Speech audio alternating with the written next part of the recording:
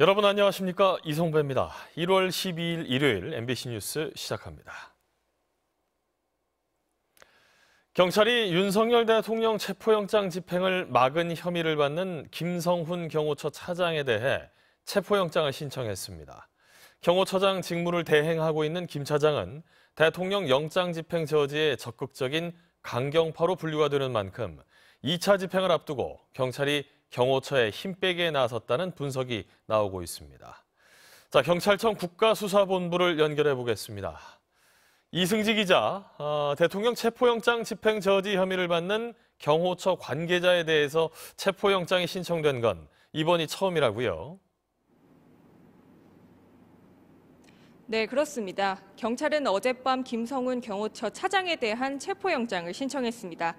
윤석열 대통령 체포영장 집행을 막은 혐의로 입건된 경호처 간부는 모두 4명인데요. 이 중 체포영장이 신청된 건 김 차장이 처음입니다. 앞서 경찰은 김 차장에게 3차례에 걸쳐 경찰에 나와 조사를 받으라고 통보했는데요. 김 차장이 엄중한 시기에 경호처장 직무대행으로서 한시도 자리를 비울 수 없다며 어제까지 결국 모습을 드러내지 않자 강제 신병 확보에 나선 겁니다. 박종준 전 차장이 자리에서 물러나면서 경호처 수장이 된 김 차장은 경호처 안에서도 강경파로 분류됩니다.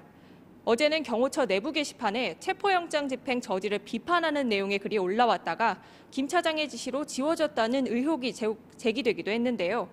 다음 체포영장 집행을 막는 데 주도적 역할을 할 것으로 예상되는 김 차장이 그 전에 체포될지가 2차 집행의 성패를 결정짓는 중요한 요인이 될 것으로 보입니다. 네, 입건된 경호처 관계자 중에서 상대적으로 온건파로 평가받는 두 사람이 어젯밤 늦게까지 경찰 조사를 받았다고 들었습니다. 네, 먼저 박종준 전 경호처장은 어제 오전 경찰에 출석해 14시간여 만인 밤 11시 반쯤 조사를 마치고 돌아갔습니다. 그제 13시간에 걸친 조사를 받은 지 하루 만에 다시 고강도 조사를 받은 건데요. 박 전 처장은 취재진에 상세히 소명했다는 입장만 간략히 밝혔는데 직접 들어보시죠. 수사기관의 수사에 최대한 성실히 협조하고 임하고 있습니다. 다만 저지선 설치나 사병 동원을 윤석열 대통령이 지시했는지 등을 묻는 질문엔 답을 하지 않았습니다. 이진아 경비안전본부장도 어제 오후 출석해 9시간 만에 조사를 마쳤습니다.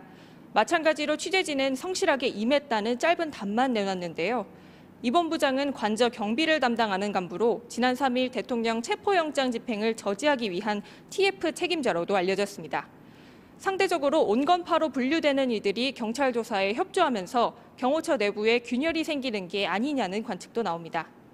한편 김성훈 차장과 함께 강경파로 분류되는 이광우 경호본부장에 대해 경찰은 내일 오전 출석하라고 3번째 소환 통보를 한 상태입니다.